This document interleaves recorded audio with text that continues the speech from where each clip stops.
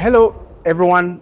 This is Clarence Chongo, and welcome to FITV. We are here at the International Convention Center at Ciêla Resort. It's Land-Linked Zambia 2025 conference, a conference that's occurring over the next 2 days, and this is day one. And I have the pleasure of sitting here with Ms. Philippa Dean, who represents Railways Africa magazine. Philippa, welcome to Financial Insights. Thank you very much. Nice to meet you. It's all my pleasure. To start with, because we've just literally met. Yes. If you could just introduce yourself and what you do and who you do that for, please. Cool. So it's different to be sitting in this seat and normally in your seat. So thank you very much for having me. Great to meet your audience. As you said, I am Philippa Dean from the magazine Railways Africa. We've been around since 1952. Wow. So we've been serving the rail market and sector on the African continent for many, many years. I've had it for coming up to 30 years now. And we only focus on the rail sector across the African continent, all the way up to North Africa, the whole of Africa. Land-Linked Zambia for me is a fantastic event as it covers that multimodal side of things.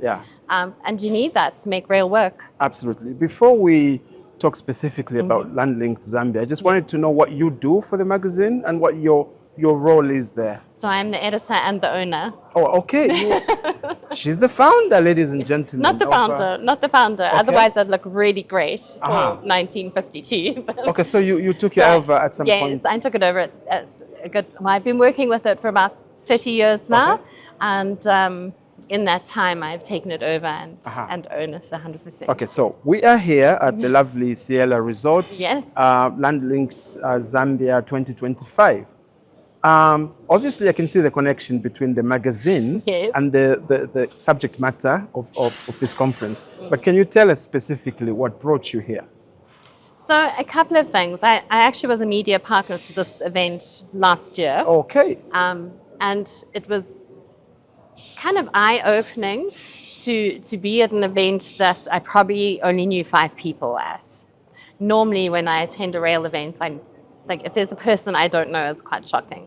But so it was fantastic to see the different aspects that actually feed into rail, and then to understand how rail is actually a bottleneck to that fulfillment of a seamless, connected continent, not just for Africa, but also to meet our export environment and the competitiveness for our manufacturers here or our mining houses, in fact, to meet that international market. So it kind of opened up a new avenue for me and obviously met new people. Yeah.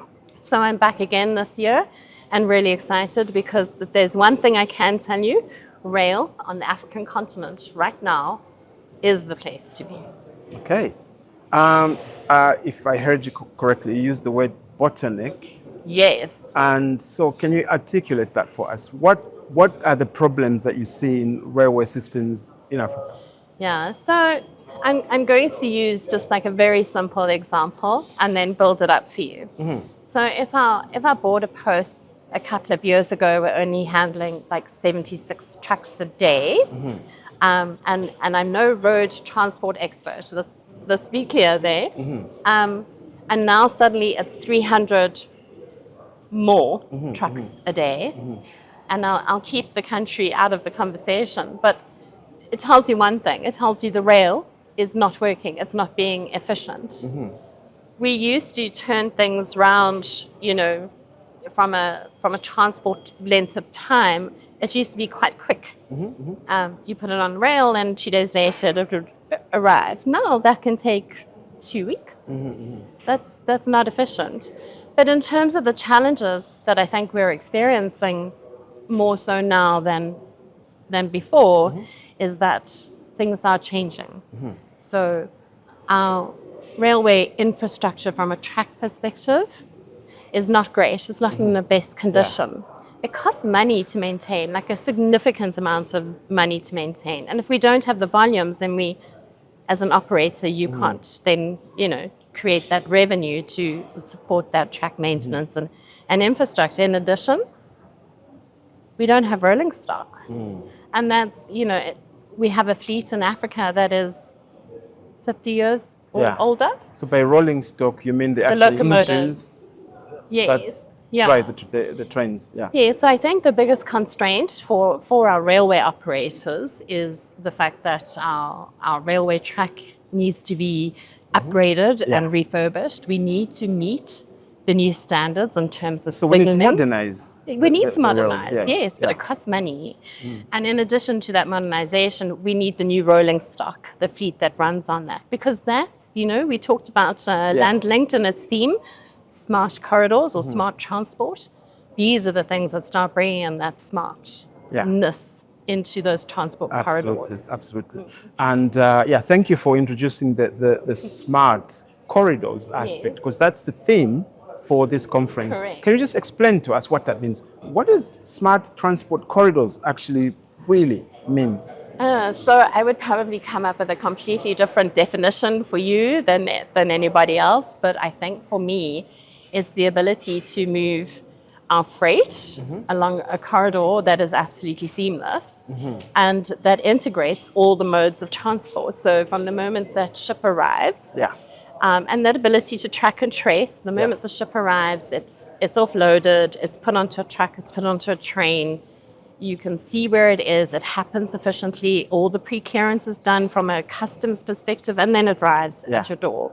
And I think I just want to take a step back because, as you know, in South Africa, we've got, well, you may not know, but I'm hoping you know, in South Africa, we've got a lot of things happening in terms of our rail. And that multimodal logistical side, especially from a truck perspective, I think becomes very attractive from that short, the first and last mile. We talk about that in a passenger sense, but in a freight sense, it's just as important.